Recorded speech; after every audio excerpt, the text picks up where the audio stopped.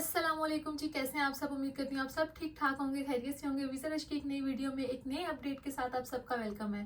पहले तो उम्मीद करती हूँ कि आप तक ये अपडेट्स पहुंच चुकी होंगी, क्योंकि ये जुलाई 2024 से इम्प्लीमेंट होने वाली है नेक्स्ट।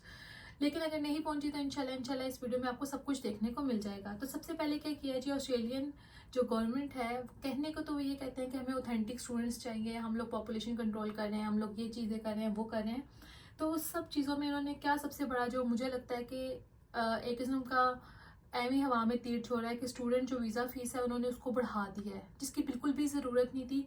710 जो डॉलर्स थी पहले, अब $1600 हो गई है। तो आप देख लें कि डबल भी नहीं की, डबल से भी इन्होंने ज़्यादा कर दिया, जो कि मेरे ख्याल से जस्टिफाइड नहीं है, क्योंकि स्टूडेंट पहले ही अपने एडमिशन फीस दे रहे होते हैं, आइल्स के लिए दे रहे होते हैं, पीटी के लिए दे रहे होते हैं, ठीक है, फिर फंड शो करवा रहे होते हैं, फिर उसके ऊपर से अगर आप फीस भी इतनी सारी बढ़ा दोगे और खुदा ना खास्ता अगर आपका एडमिशन नहीं होता तो उसके बाद तो मुझे इंडिया, मतलब अगर आप लोग देखो उसको आप करेंसी में चेंज करोगे तो आप देखोगे तकरीबन 2 लाख तक की चीज़ें जा रही हैं। तो I don't think so this is like a good amount, ठीक है। इसको अगर ज़्यादा बात ही करनी थी तो 760 तक करते, मतलब 10-20 ऊपर बढ़ा देते, लेकिन ये तो इन्होंने बहुत ज़्यादा बढ़ा दिया, ठीक है।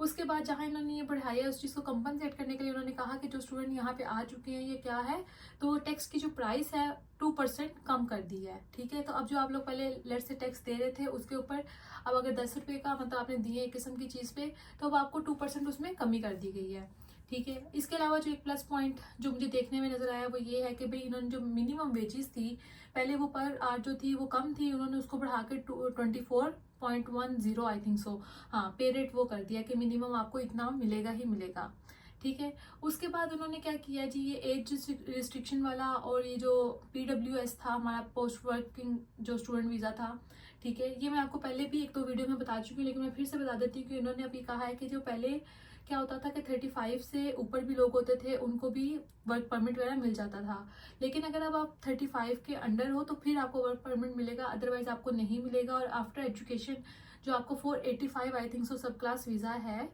ठीक है, तो उसकी जो म्याद है, जो उसकी टाइम लिमिट है, उन्होंने उसको कम कर दिया है। पहले ये था कि यार 5 साल थी आई गेस, उसको उन्होंने, जैसे इंडिया वालों का आपको मैंने पहले भी बताया था कि इनका एक एग्रीमेंट हो चुका हुआ है ऑस्ट्रेलियन गवर्नमेंट के साथ, तो इसकी वजह से इनका 3 हो गया और जबकि बाकी सब कंट्रीज का जो है वो 2 है, ठीक है।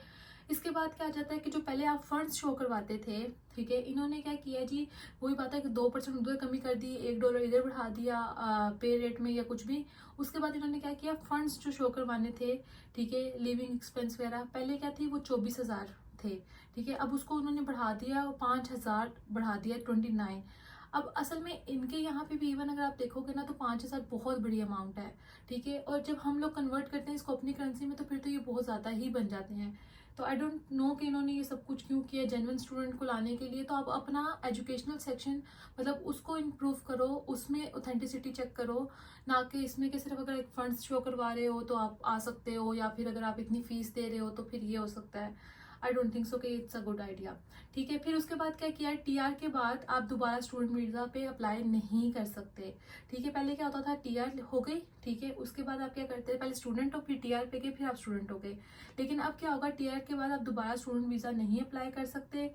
पहले आप वापस जाओगे अपने होम कंट्री, ठीक है, लेट्स से मैं पाकिस्तान से हूँ, मेरी डिग्री हो गई है, मैं पहले पाकिस्तान मतलब TR पे रही यहाँ पे, फिर मुझे पाकिस्तान जाना पड़ेगा, फिर मुझे वापस स्टूडेंट वीज़ा मिलेगा, ठीक है।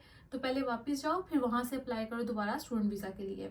तो इसके अलावा क्या होता था, इवन मेरी यहाँ पे कुछ मेरी फ्रेंड्स बनी है जिनसे मुझे पता चला कि वो लोग विजिटिंग वीज़ा पे आए थे, विजिटर वीज़ा पे आए थे, और उसके बाद उन्होंने क्या किया, यहाँ पे किसी कोर्स में एडमिशन ले लिया और उसके बाद क्या हुआ, उनको स्टूडेंट वीज़ा मिल गया। लेकिन अब उन्होंने क्या किया, अब उन्होंने कहा कि ये सब कुछ नहीं होगा, ठीक है। तो सिर्फ ऐसा होगा कि विजिटर से स्टूडेंट वीज़ा पे आप कन्वर्ट नहीं कर पाओगे, आप विजिटर पे आए हो, अपना टाइम पूरा करोगे, आप वापस जाओगे। अच्छा, मुझे लगता है इन्होंने ये जो सारी चीज़ें की हैं, कहने को ये कह रहे हैं कि भाई हम लोग एजुकेशन सेक्टर सिर्फ इम्प्रूव कर रहे हैं या फिर इन सब के ऑथेंटिक स्टूडेंट हैं, लेकिन इसका मकसद सिर्फ और सिर्फ ये है कि यहाँ पे जो है पॉपुलेशन थोड़ी इंक्रीज कर गई है। अब जिसको इन्होंने कंट्रोल करना है, ठीक है, थोड़े टाइम आती है जो पॉपुलेशन है वो स्टेबल हो जाएगी तो दोबारा से ये लोग फिर से कर देंगे। तो स्टूडेंट परेशान होने की कोई ज़रूरत नहीं है। बस हाँ, मैं मानती हूँ कि ये जो वीज़ा वाली जो फीस है इन्होंने बहुत ज़्यादा करके गलत कर दिया है, लेकिन ये है कि बाकी सब कुछ, और ये लोग चेंज भी करते रहते हैं, इंशाल्लाह ये सब कुछ चेंज हो जाएगा within a time, like some, अगर नहीं भी होता तो फिर हम लोग यूज टू हो जाते हैं। तो आई होप कि आपको ये चेंजेस चेंजेस खैर पसंद आने वाली तो नहीं है, लेकिन वीडियो पसंद आई हो, अगर वीडियो पसंद आई तो वीडियो को लाइक करें, कमेंट करें, शेयर करें and subscribe to my channel. अपना बहुत सारा ख्याल रखिएगा, फिर मिलेंगे एक नई वीडियो में एक नए अपडेट के साथ। तब तक के लिए अल्लाह हाफिज, टेक केयर।